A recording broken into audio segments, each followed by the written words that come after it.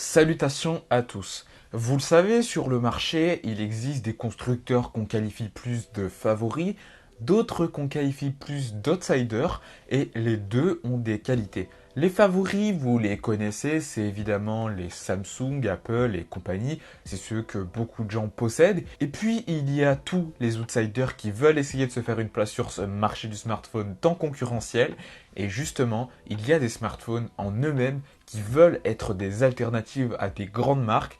Et aujourd'hui, j'en ai un entre les mains et je vais vous le présenter. Voici le ZTE Axon 30 Ultra. Allez, c'est parti.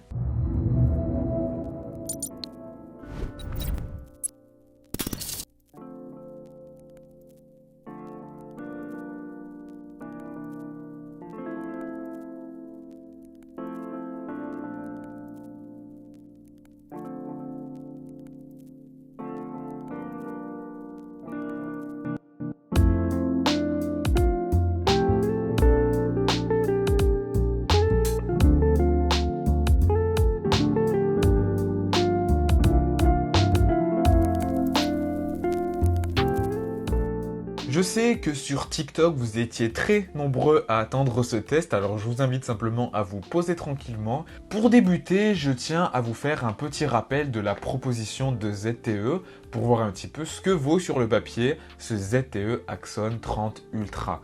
Pour débuter, évidemment, écran OLED avec un taux de rafraîchissement à 144 Hz. On a évidemment un Snapdragon 888. Puis évidemment, on a une charge rapide avec du 60 watts. J'ai bien dit 60 watts, c'est impressionnant. On a en plus, si ça suffisait pas, 3 capteurs de 64 mégapixels avec en plus un zoom qui va jusqu'à x60.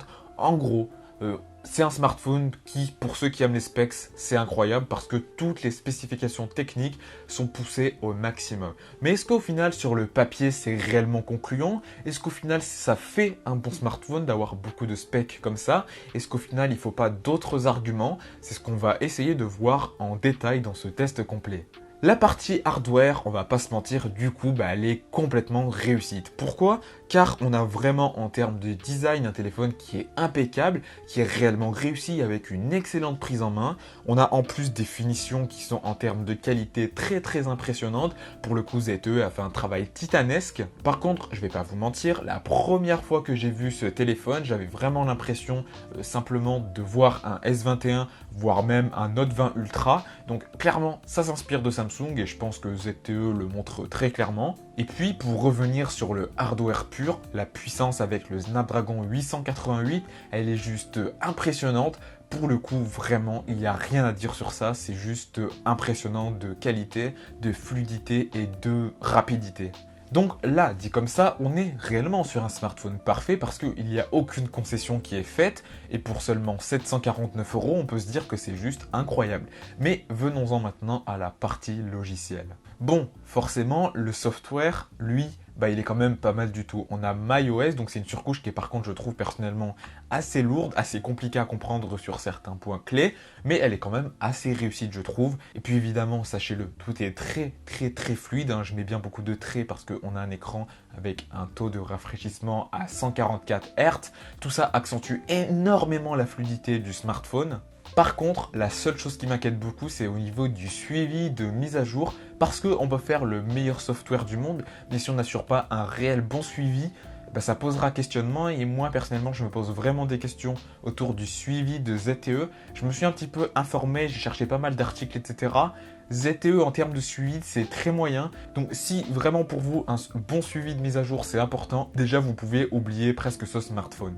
Après, mis à part ça, c'est quand même un bon software que moi j'ai un petit peu de mal avec, mais qui est quand même cohérent et assez réussi. Au niveau de l'autonomie, ça va dépendre de vos usages. Moi qui joue pas trop, franchement, une journée ça tient sans problème. La batterie est quand même assez grosse. Et puis on a quand même une charge rapide de 60 watts qui recharge le téléphone vraiment très rapidement. Je ne vais pas vous donner de chiffres comme ça, mais vraiment, ça va très vite, aucun souci sur ça. Après, par contre, si vous êtes un gros power user, forcément l'écran 144 Hz consomme pas mal.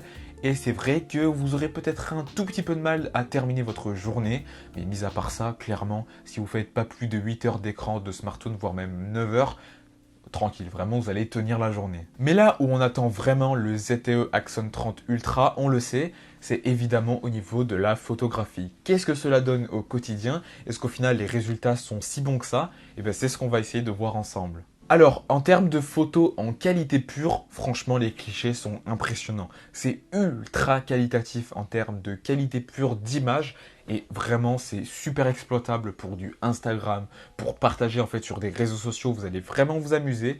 Par contre, un point qui m'a peut-être un tout petit peu déplu, c'est en mon sens vraiment la cohérence colorimétrique entre les différents capteurs. J'ai vraiment l'impression d'avoir parfois un téléphone différent qui prend les photos dans certaines situations et c'est vrai que ça c'est peut-être un petit peu dérangeant. Je sais que pour certains d'entre vous ça peut être dérangeant, par contre si vous passez par la case retouche, vous allez vraiment vous régaler. La deuxième chose qui est un argument de vente, c'est évidemment le zoom qui va jusqu'à x60. Alors on peut le dire d'avance, le zoom est vraiment impressionnant, il n'y a aucun souci sur ça. Par contre, sachez-le, si vous allez jusqu'à x25, ça va, ça peut être exploitable, mais en dessus, je pense que vous pouvez oublier, c'est surtout de l'ordre du gadget. Donc jusqu'à x20, on peut obtenir de belles photos, jusqu'à x25, c'est à peu près exploitable. En dessus, pour moi, ça reste quand même trop moyen, et à x60, ça vaut clairement rien, ça sert strictement à rien de l'utiliser. Une autre fonctionnalité de la photo sur ce téléphone, c'est évidemment le mode portrait. Alors pour le coup, je suis pas très emballé du mode portrait de ce téléphone-là. Peut-être aussi parce que je suis habitué au mode portrait du Pixel de Google, mais là, clairement, je trouve qu'il manque de justesse. Il est pas terrible, franchement. Pour un smartphone à ce prix-là, bon, j'aurais attendu quand même un petit peu mieux. Par contre, un truc que j'ai trouvé assez rigolo, c'est lorsque vous êtes en face avant, vous avez un mode Ego Portrait. Voilà, je trouvais l'anecdote assez marrante et voilà, ça m'a fait plutôt rire sur le moment. Je vais terminer en photo sur cette fonctionnalité, ça reste évidemment le mode nuit. Et clairement, il est pas mal. C'est pas exceptionnel, c'est pas parfait, mais ça reste quand même d'ordre de bonne qualité. On est sur un bon téléphone qui fait de belles photos de nuit. Donc en gros, pour conclure, on n'est pas sur le meilleur téléphone en photo, on a certes une bonne configuration hardware, mais au niveau du software, on sent que ZTE n'a pas l'expérience d'autres constructeurs, et au niveau de l'intelligence artificielle, etc., ça aura tendance peut-être parfois à trop saturer, parfois à rater le mode portrait, parfois à faire un mode nuit qui est bizarre, etc. Donc voilà, on sent que c'est vraiment au niveau du software que vraiment ZTE doit bosser pour avoir les photos pratiquement parfaites sur un smartphone. Après, sachez-le, c'est quand même loin d'être mauvais. Et si vous ne faites pas des photos tous les jours ou que c'est pas votre métier par exemple, bon, ce téléphone-là fera quand même bien l'affaire en termes photo pure. Au niveau de la configuration en vidéo, qu'est-ce qu'on peut faire avec ce téléphone-là? Eh bien simplement, on peut filmer jusqu'en 8K à 30 fps. Alors je vous le dis très sincèrement, moi personnellement, je trouve ça un petit peu overkill. Alors certains diront qu'on peut faire du recadrage, qu'on peut faire des photos avec des vidéos pour recadrer, etc. Mais vraiment pour du film pur, je vous conseille de faire du 4K à 30 fps, c'est bien meilleur en termes de qualité.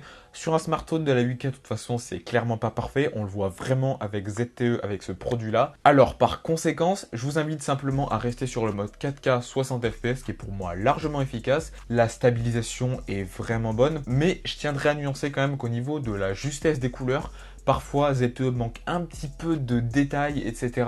Donc la vidéo est certes excellente, il n'y a pas de souci, mais voilà, il fallait bien trouver un petit point négatif, et pour moi, par rapport à d'autres constructeurs comme Samsung, c'est un petit point que j'ai trouvé quand même assez moyen au niveau de la justesse des couleurs dans certaines scènes. Si vous voulez, ça manque peut-être un petit peu de colorimétrie attrayante, c'est un petit peu dommage. Mais sachez-le quand même, globalement, on est sur un bon téléphone, surtout quand même qu'on démarre sur un produit qui coûte 749 €. Pour 749 €, il faut se le dire, c'est vraiment un bon téléphone. Il n'y aura aucun souci avec ça, vous allez vous régaler.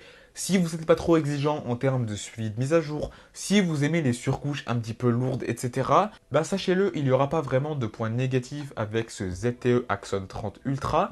Et pour moi, je peux vous le dire très sincèrement, c'est pas un Samsung Galaxy S21 Ultra, non, c'est pas un Note 20 Ultra non plus, mais c'est un excellent téléphone, vraiment. C'est un téléphone qui est certes overkill en termes de spécifications techniques, mais qui à l'utilisation s'utilise vraiment de façon très correcte et qui est pour moi un bon téléphone. Par contre, il n'est pas disponible sur Amazon ni sur d'autres stores, il faudra l'acheter sur le site de ZTE. C'est peut-être la seule contrainte au final, c'est vraiment l'endroit où on peut l'acheter. Au niveau des configurations, on a une configuration 8Go, 128Go de stockage à partir de 749 €. Si vous voulez 12Go de RAM et 256Go de stockage, il faudra ici ajouter 100 € de plus. mais clairement la version 8 Go, 128 Go stockage peut suffire largement, surtout avec aujourd'hui le Drive. On peut vraiment mettre ses photos avec Amazon Drive, on peut utiliser Google Photos, etc. Donc voilà, clairement je vous recommande plutôt la première configuration qui rend pour moi ce téléphone meilleur en termes de rapport qualité-prix entre guillemets parce qu'on est quand même sur le haut du panier. Mais voilà, je vous recommande ce téléphone et je vais conclure cette vidéo sur ça. Si la vidéo vous a plu, like, abonnement ainsi que partage permettront de soutenir la chaîne. En tout cas, je vous remercie de cet engouement autour de ce ZTE Axon 30 Ultra. Et puis, sachez-le, d'autres tests évidemment de produits arriveront sur la chaîne prochainement. Donc, comme j'ai dit, n'hésitez pas à vous abonner pour ne pas rater ça. Puis je pense que je vous laisserai regarder un petit peu dans la description, il y a les réseaux sociaux, etc. Bref, je crois que j'ai tout dit. Je vous dis à la prochaine pour une prochaine vidéo sur la chaîne. Allez, salut!